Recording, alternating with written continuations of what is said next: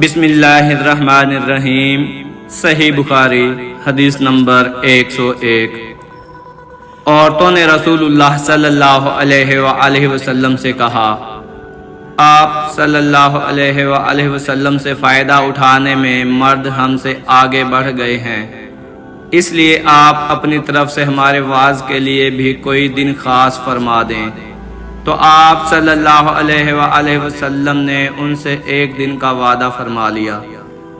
اس دن عورتوں سے آپ نے ملاقات کی اور انہیں وعظ فرمایا اور مناسب احکام سنائے۔ جو کچھ آپ صلی اللہ علیہ وآلہ وسلم نے ان سے فرمایا تھا، اس میں یہ بات بھی تھی کہ جو کوئی عورت تم میں سے اپنے 3 لڑکے آگے بھیج دے گی تو وہ اس کے لیے دوزخ سے پناہ بن جائیں گے۔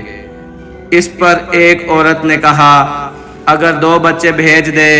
آپ نے فرمایا، ہاں، اور 2 کا بھی یہی حکم ہے۔ صحیح بخاری حدیث نمبر 102۔ حضور اکرم صلی اللہ علیہ وآلہ وسلم نے فرمایا کہ ایسے 3 بچے کہ جو ابھی بلوغت کو نہ پہنچے ہوں۔ صحیح بخاری حدیث نمبر 103۔ رسول اللہ صلی اللہ علیہ وآلہ وسلم کی بیوی حضرت عائشہ رضی اللہ تعالی عنہا جب کوئی ایسی باتیں سنتی جس کو سمجھ نہ پاتی تو دوبارہ اس کو معلوم کرتی تاکہ سمجھ لیں۔ چنانچہ ایک مرتبہ نبی کریم صلی اللہ علیہ وآلہ وسلم نے فرمایا کہ جس سے حساب لیا گیا اسے عذاب کیا جائے گا۔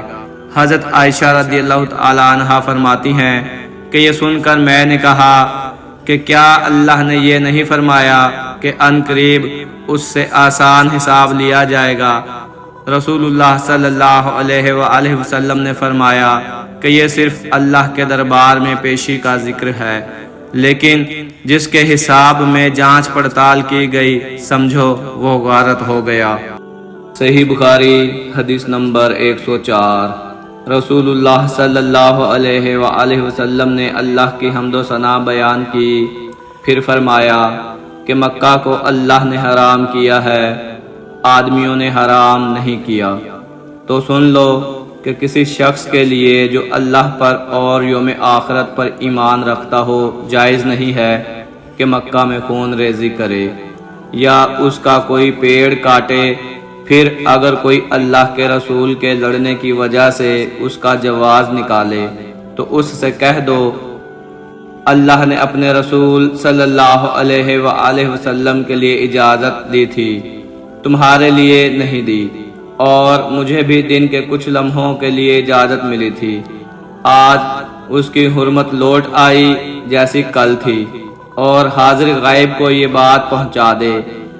یہ حدیث سننے کے بعد راوی حدیث ابو شریح سے پوچھا گیا کہ آپ کی یہ بات سن کر عمروں نے کیا جواب دیا؟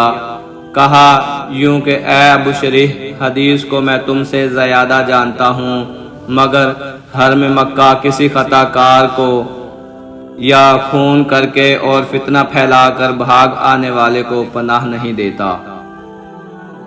صحیح بخاری حدیث نمبر 105۔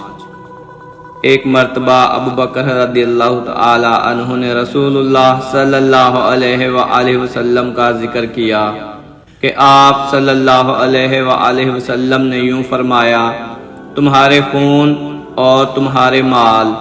محمد کہتے ہیں کہ میرے خیال میں آپ صلی اللہ علیہ وآلہ وسلم نے ارادکم کا لفظ بھی فرمایا، یعنی اور تمہاری آبروئیں تم پر حرام ہیں، جس طرح تمہارے آج کے دن کی حرمت تمہارے اس مہینے میں۔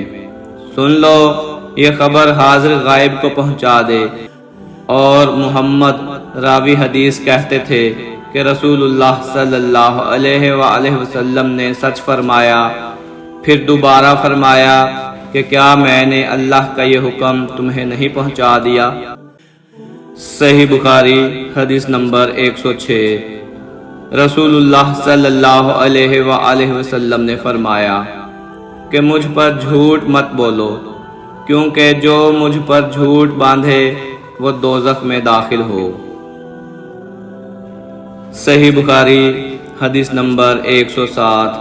رسول اللہ صلی اللہ علیہ وآلہ وسلم نے فرمایا کہ جو شخص مجھ پر جھوٹ باندھے گا وہ اپنا ٹھکانہ جہنم میں بنا لے۔ صحیح بخاری حدیث نمبر 108۔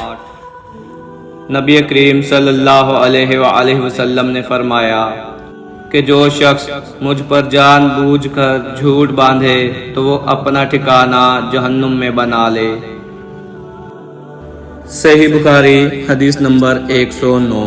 رسول اللہ صلی اللہ علیہ وآلہ وسلم نے فرمایا کہ جو شخص میرے نام سے وہ بات بیان کرے جو میں نے نہیں کہی تو وہ اپنا ٹھکانہ جہنم میں بنا لے۔ صحیح بخاری حدیث نمبر 110۔ رسول اللہ صلی اللہ علیہ وآلہ وسلم نے فرمایا کہ میرے نام کے اوپر نام رکھو مگر میری کنیت اختیار نہ کرو، اور جس شخص نے مجھے اپنے خواب میں دیکھا تو بلا شبہ اس نے مجھے دیکھا، کیونکہ شیطان میری صورت میں نہیں آ سکتا، اور جو شخص مجھ پر جان بوجھ کر جھوٹ بولے وہ دوزخ میں اپنا ٹھکانہ تلاش کرے۔